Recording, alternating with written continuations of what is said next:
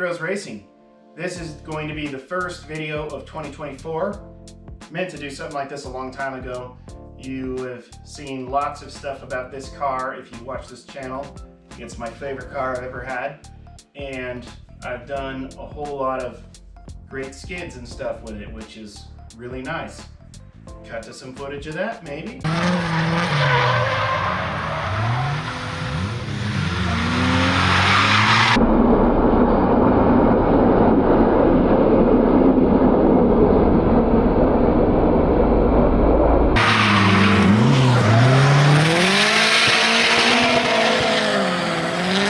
Anyhow, this car started out when my rotary powered E21 that I built with an engine I bought off my best friend.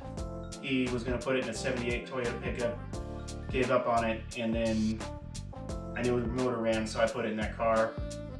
After years of owning it and a couple issues I could never quite fix with it, it got rear-ended, and I decided I didn't have any time for it anymore. So I got this because I still wanted to have a low car and something that I enjoy the way I sit in it and the way it looks and all that stuff. So got this. It was really, really ugly at first. See if I can find a picture of that. So it had 19-inch E46 M3 wheels, and the corner lights and the tail lights were tinted, and the front ball joints were scary to drive on, which I found out after I bought it because I didn't drive it at highway speeds before I bought it and didn't really know how to look for that at the time. So that was pretty bad.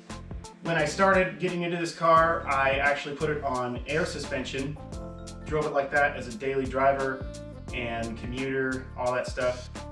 Met my wife shortly after I got this car, right around the time I put the air suspension on it. Well, right before I put the air suspension on it. And I ended up driving it like 3 hours plus away every other weekend basically to see her, and she'd drive to see me, and then we drive on road trips. We had our first vacation ever together in this thing. Drove it to work most days because it was just my car. After we got married, we decided to get her the wagon, which maybe I'll cut to a picture of that, because this thing has gotten pretty old and kind of just didn't really want a road trip with it anymore. And the air suspension was having some issues, so it ended up costing less money to put BC coilovers on it than it would to replace the damaged or faulty manifold that the air suspension kit had, because it wouldn't sell me just the manifold. I had to buy the controller and everything. So it cost less money to just buy BCs, and then I decided that I'd start autocrossing the car, and later that led to me driving it on at ORP, which is a racetrack in, I guess it would be kind of like northeast Oregon. So drove it there a couple of times. So get down to what this thing really is. So as I said, Condor, they're plastic bushings, diff mounts, trailing arm bushing things, and that's going on in the back. BCs, just their standard BCs. They say M3 on them, that's what was available. And the rear uppers, I started bending those, well, season before last, since that one just ended. And I put E46 upper arms in there, and maybe I'll put a link to the video wherever it goes. And that seemed to solve that problem. And on the front, it is a basically half SLR kit or mini SLR kit, so it still utilizes the stock style control arms, and I wouldn't do that again. I really regret just not getting their shorter control arms so I could still hopefully fit these fenders. Wheel specs are 18 by 8 plus 13, but there's a 10mm spacer in the front. I never even drift on these anymore. They're just my drive around town when I want to wheels, and then those are my steer wheels and drive around town and all that stuff. So I just run whatever beat up wheels with whatever garbage tires I can run in the back. The engine mounts and transmission mounts were originally the Condor plastic ones. The heat from the catalytic converters and the manifold and all that stuff actually melted that and brought it down on that side. And it got to the point where, you know, I torque check everything, or at least wrench check everything before every event. That side, the right side of the engine, was taking all the tightening, and the other side wasn't taking any anymore, basically. I had to do the aluminum mounts that they do, and I would recommend doing that no matter what, because the vibration and noise and everything seems, I can't tell the difference between those and the plastic ones. I don't know why they even do plastic for that. But they did stand behind it. They offered to replace those for free, and I ended up getting a discount prorated into buying those. So Condor hooked it up, and the aluminum ones are flawless. My only regret is just not getting aluminum ones to begin with. So they took care of that. Other thing is, it's just an M52 TU, because this is a 1999, which I should have said that. It's the first year of the E46. A 1999 was also an E36 in a coupe, as far as I understand, which makes it, if you go to a parts store and you have one of these, just tell them it's a 2000. It seems to solve that confusion. So, yeah, the motor stock, and transmission's the 5-speed ZF, welded 346 ratio diff from a wagon.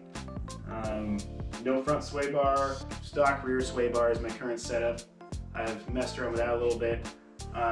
There's the front bash bar that I built with the other bumper thing goes around. Oh, and then did an inline handbrake, which maybe I'll post a video to wherever, to that. And then the wheel studs are a must. Do the wheel studs, but just tighten them every time you have the wheels, well, once in a while when you have the wheels off, make sure they're still snug in there. And I haven't had any issues. And I did the brass pins in the calipers or brass slide pin bushings in the calipers, which I don't know if that helped anything. I could feel a little, actually no, I could feel a little thump when I hit the brakes sometimes, and that no way. So took the slack out of the caliper slides. That was nice. I think that covers the build. It's a pretty simple car. So I try to keep it simple because that's good. Like I said, I should have done the wider control arms when I did the SLR stuff. Big regret there, but you know, we all live and learn. So had to limit the steering. Maybe I'll post a link to that if I can figure that out. And plans for this car for 2024, which have already kind of been beginning. I have an extra ZF transmission for this because I had just gear oil in this for like a decade almost. Don't do that. I didn't know any better. And it started kind of banging hard in the second, which was really weird. And then now it has the concoction that I've heard from a lot of other BMW people in there, which is like mostly ATF and then just a dash of gear oil, just a splash of it essentially. And that almost completely fixed it, but it's not 100%. And the detents, that's actually part 2 of why I have the other transmission. The detents are kind of crappy. The shifter likes to lean to the right, especially when it's cold. And then it's really, really hard to find third gear. And I've accidentally put it into first on the track looking for third gear because it's very hard to find. I've built my own, oh, that's right. I built my own shifter out of a strut mount. And I made footage of that, but I have not made a video about it. So comment if you want to know more about my shifter that's made out of a strut mount. And yeah, that helped a little bit, but it's also kind of dangerous because you have a little more leverage to put it into gears, so you gotta be more careful. And oh yes, the other thing is the toe in the back. I want less camber in the back, obviously, and a lot of people would just say, just do camber arms. But the problem is, when you bring the camber in, it actually tows it out. So right now I'm around 0 toe. Last time it was on an alignment rack, which I wanted it to be slightly towed in, but the trouble is this side is totally maxed out. That side has a little slack to go. When I did replace the front subframe, that helped, but it's still not, you know, it's still limited by this corner. So I'm gonna get the unit bearings from or whatever you call them, the little uniball trailing on bushing things from Pot Shop Max. They are actually on the way now. So those offset that bushing in a little bit, so I'll be able to gain a little toe there, and then my limitation will become the factory lower control arms, hopefully. I actually like having the factory lower control arms on there because it's a really nice failure point if I were to hit something. It's a theory anyway, and I haven't had a whole lot of trouble with the little camber bolt things. I like to put a little paint line mark on them so that, like, if they do move, then I can, which has only happened a couple times, then I can just put them essentially back and tighten the bolt back up, and then you're back on track, which is super nice. So I'm gonna do that. Hopefully gonna do new detents and the new transmission, put that in there. I've got headers, kind of secondhand, they're lightly used. So goal with the headers is, hopefully it gives it more power. I don't know how much it will actually help, but those cats, I mean, this thing has over 250,000 miles on it, so those cats can't be healthy. And, you know, I pretty much don't drive the car in the street or anything like that. So I'm gonna have to add another muffler of sorts because the exhaust is just cats, factory resonators, and then nothing. It's just routed out to the back. So I'm gonna have to have something else there if I get rid of those cats, because I hate really loud straight piped M52s. I don't like the way they sound. Comment if you disagree, I guess. So I'm gonna do that, which also will hopefully lower the underhood temperature and help keep the engine running cooler and happier and all that stuff, because I do run it pretty hard. The other thing I've done to this, which I forgot to mention, is the mechanical fan. I took off years ago when I was just daily driving and commuting it because it annoyed me. And I found out that apparently they can kind of come apart and cause a lot of problems anyway, so it's a good thing I took it off, I think. So I have the factory pusher fan, which is a little different of a configuration than you normally see on these cars, which I can't even remember what the other ones look like, but I think it's because I have an early one. And then behind that I have a like a 16-inch polar fan. So that's on a manual switch, so I kind of watch my temp. Like on the cooler drift days, I'll have to actually turn that fan off in grid after a lap sometimes if I'm sitting in grid too long, because it works so well and helps keep the car cooler. The engine used to do like a little ticky thing when it was hot, and since I've done all that, with the extra fan, it has not done it once. So keep your engines cool and they will thank you. So I think that about covers this car. So stay tuned.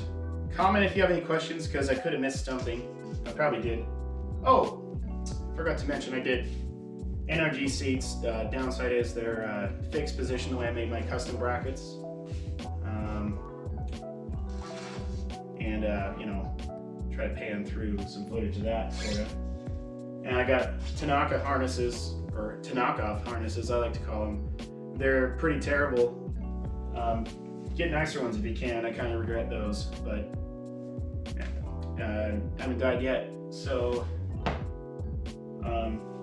as you know from watching this has been caved in. It's had a few other dings and smashes here and there.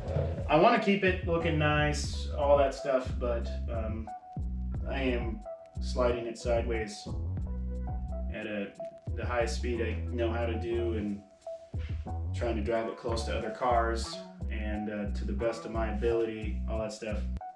I'm not some like amazing drifter or anything, I don't think, but it's a very fun sport. And keeping the car simple like this, I think, has been absolutely essential to me being able to drive it as much as I have. So that's a good way to be, I think. And thanks for watching. Cut to some footage of this in action.